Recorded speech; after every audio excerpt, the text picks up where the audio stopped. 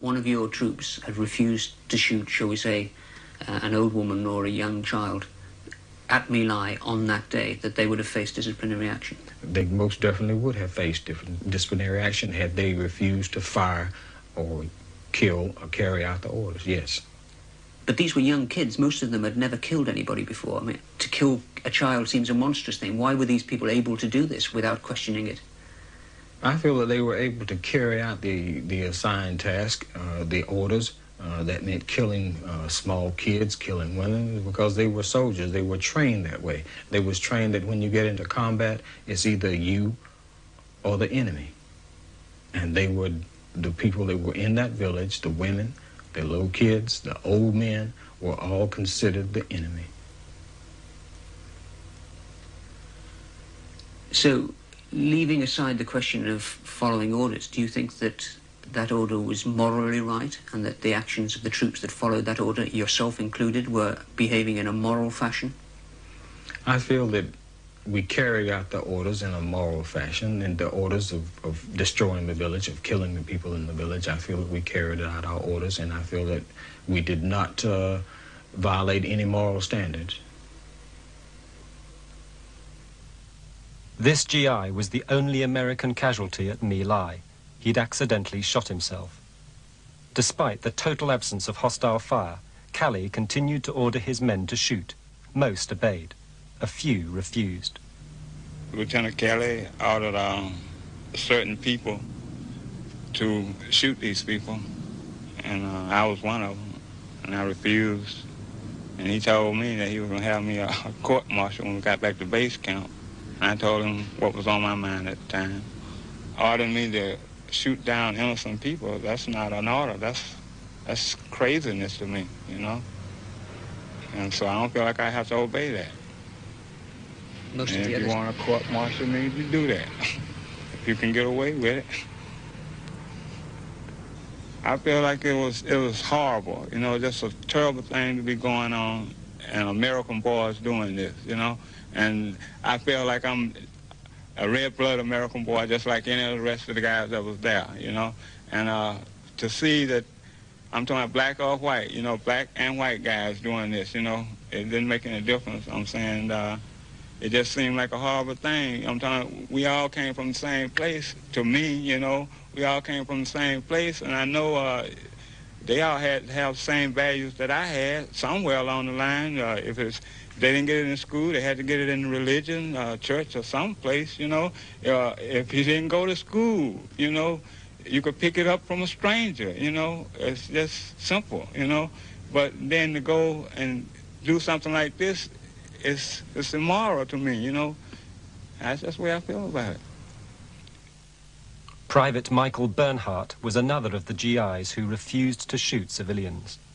I thought that most of the values that people held were pretty solid, that when we defined things as being good and bad, that they were good or bad. Killing a bunch of civilians in this way, babies, women, old men, people who were unarmed, helpless, was wrong. Every American would know that. And yet, this company, sitting out here, isolated in this one place,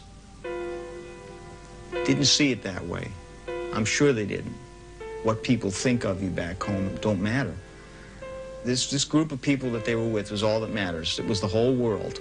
What they thought was right, and what they thought was wrong. Courage was seen as stupidity. Cowardice was cunning and wariness, and cruelty and brutality was sometimes seen as heroic. That's the way things began and started to change, and that's what it eventually turned into.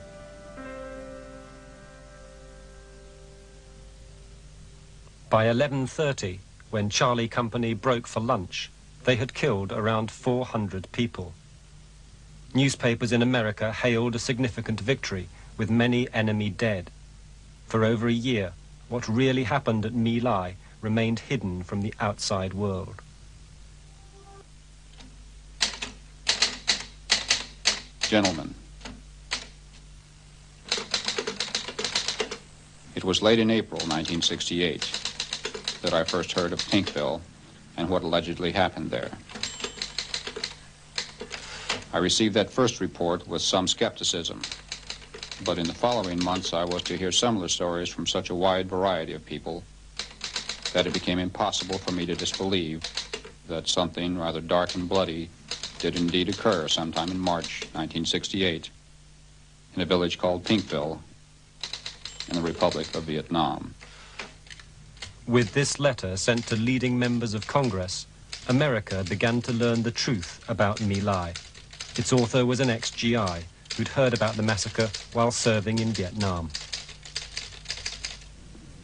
When I sat down with a friend who had been there 3 weeks after the massacre, and we were telling each other war stories, and we hadn't seen each other in 3 months, and I said, "What have you been doing?" He said, "What have you been doing?" He said, "Oh man, did you hear what we did at Pinkville?" I said, "No, what'd you do at Pinkville?" He said, "We went in there and we killed everybody." I said, "Killed everybody? What do you mean?" He said, "We just shot them, lined them up and shot them down. 300, 400, 500 people, I don't know how many."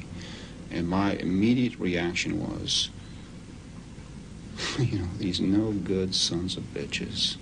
Look what they've gotten me into. Look what they've gotten us all into. They left me now with a choice to turn in my friends or to be a part of this horrible crime. And I'm not going to be a part of this horrible crime. The only way to not be a part of the horrible crime is to discover the truth and to pursue it. And let the chips fall wherever they land.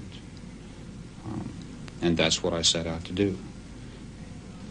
The smaller massacres, the murders of 1 and 2 and 3 people at a time, allowed you to evade the truth of what you were involved in. When you murder a village of 500 people, or you know that a village of 500 people has been murdered in one afternoon, in one morning, it's pretty tough to evade the reality of that and the implications of that. One of my friends, when he told me about it, said, "You know, it was this Nazi kind of thing." And that's exactly right. It was this Nazi kind of thing. And we didn't go there to be Nazis. At least none of the people I knew went there to be Nazis. I didn't go there to be a Nazi. News of the massacre spread a wave of horror around the world. In America, initial incredulity turned quickly to shame and national anguish. As the inquiries and trials began, the men of Charlie Company emerged to public scrutiny. Sergeant David Mitchell, accused of shooting people at the ditch site in My Lai. I'm not guilty. Charlie Company's commanding officer, Captain Ernest Medina. I can further say that I did not see any slaughter at My Lai 4 that day, and none was reported to me. And I'll further state that I did not order any massacre at My Lai 4. Lieutenant William Calley, originally charged with 109 murders. Calley came to embody the issues at the heart of the case. His defense, that he was only following orders, evoked disturbing comparisons with the Nazis at Nuremberg. Meanwhile, Army investigators returned to My Lai as part of a massive inquiry which was to put the facts of the massacre beyond dispute. The original list of charges drawn up by the Army's Criminal Investigation Department left no doubt about the nature of Charlie Company's operations in My Lai. Based on the original documents that we received as a result of our investigations, it was a massacre.